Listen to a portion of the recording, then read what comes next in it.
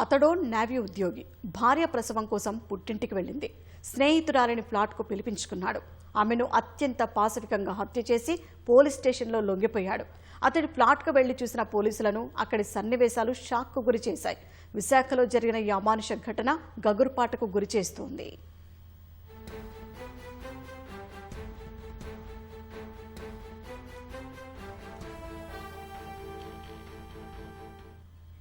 విశాఖకు చెందిన చింతాడ రవీంద్ర నేవీలో టెక్నీషియన్గా పనిచేస్తున్నాడు. అతని సొంత ఊరు రాజా. ఉద్యోగరీత్యా విశాఖ ఎల్బీ నగర్లోని ఓ అపార్ట్మెంట్లో నివాసం ఉంటున్నాడు. భార్య నెల క్రితం ప్రసవం కోసం విజయనగరంలోని పుట్టింటికి వెళ్లారు. విశాఖకు చెందిన మౌనికతో రవీంద్రకు గతంలోనే పరిచయం ఉంది. ఆదివారం రాత్రి మౌనికను రవీంద్ర తన ప్లాట్కు పిలిపించుకున్నాడు. ఏం జరిగిందో ఏమో ఆమెను అత్యంత దారుణంగా హత్య చేశాడు. శరీర భాగాలను సగం ఫ్రిడ్జ్లో పెట్టి మరో సగ భాగాన్ని గోనె సంచిలో కట్టాడు. తర్వాత పోలీస్ స్టేషన్కు వచ్చి లొంగిపోయాడు. రవీంద్రను ఘటనా స్థలానికి తీసుకెళ్లిన పోలీసులు ఫ్రిడ్జ్లో 2 మూటల్లో ఉన్న శరీర భాగాలను గుర్తించారు. తల భాగం కనిపించకపోవడంతో రవీంద్రను పోలీసులు ఆరా తీశారు. మౌనిక తలను పెందుర్తి సమీపంలో పడేసినట్లు నిందితుడు చెప్పాడు. యువతి తనను డబ్బు కోసం వేధించిందని, ఆ హింస భరించలేకే ఘాతుకానికి పాల్పడినట్లు వెల్లడించారు.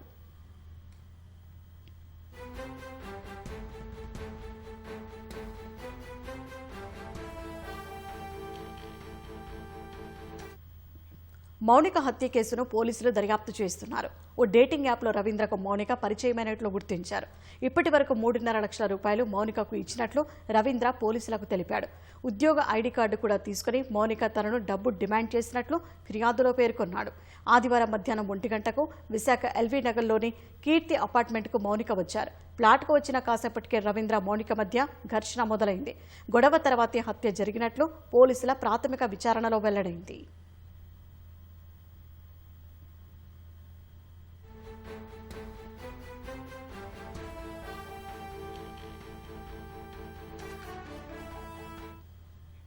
మౌనికను హత్య చేసిన తర్వాత మృతదేహాన్ని ఓ ట్రాలీలో తీసుకెళ్లాలని నిందితుడు రవీంద్ర ప్రయత్నించాడు. కుదరకపోవడంతో స్థానికంగా ఉన్న ఓ స్టోర్కు వెళ్లి కత్తులు కొనుగోలు చేసి తీసుకొచ్చాడు. మరింత పదునైన ఆయుధం కోసం ఆన్లైన్లో ఆర్డర్ పెట్టాడు. ఆయుధం వచ్చాక మృతదేహాన్ని 3 భాగాలుగా చేశాడు. 2 భాగాలను ప్లాస్టిక్ కవర్లో చుట్టి ఫ్రిడ్జ్లో పెట్టాడు. మౌనిక తల భాగాన్ని ఫోన్, సిమ్ను సమీపంలో ఉన్న దారపాలెంలో పెట్రోల్ పోసి తగలబెట్టాడు. ఈ వివరాలన్నీ నిందితుడు పోలీసులకు ఇచ్చిన వాంగ్మూలంలో తెలిపాడు. మౌనిక హత్య కోసం ముందస్తుగానే రవీంద్ర గాజువాకలో కత్తులు కొన్నట్లు పోలీసులు గుర్తించారు. మౌనిక శరీరాన్ని 3 ముక్కలుగా చేసిన రవీంద్ర 2 భాగాలను ఫ్రిడ్జ్లో ఉంచి తల భాగాన్ని విశాఖ దారపాలెంలో పడేశాడు. ఆమె ఫోన్ దారపాలెం తోటల్లో తగలబెట్టాడు. ఫ్లాట్లో రక్తపు మరకలు తుడిచేసి వాసన రాకుండా సెంటు కొట్టాడు. హత్య విషయాన్ని స్నేహితుడికి ఫోన్ చేసి చెప్పాడు. స్నేహితుడు హెచ్చరించగా గాజువాక పోలీస్ స్టేషన్లో నిందితుడు లొంగిపోయాడు.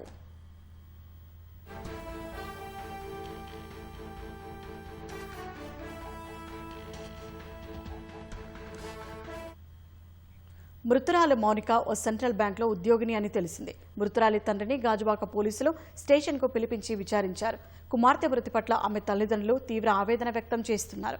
డబ్బు కోసం హింసించిందంటూ తమ కుమార్తెపై నిందితుడు చేస్తున్న ఆరోపణలు అబద్ధాలని మౌనిక తండ్రి కన్నీటి పర్యంతమయ్యారు. నిందితుడిని కఠినంగా శిక్షించాలని డిమాండ్ చేస్తున్నారు.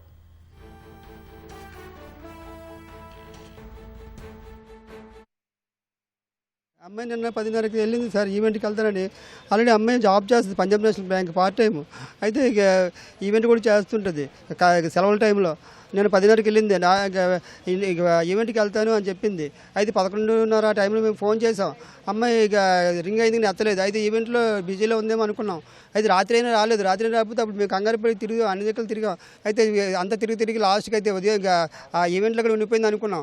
అయితే ఉదయం లేస్తే నాకు తెలియదు ఇలా చనిపోయిందని.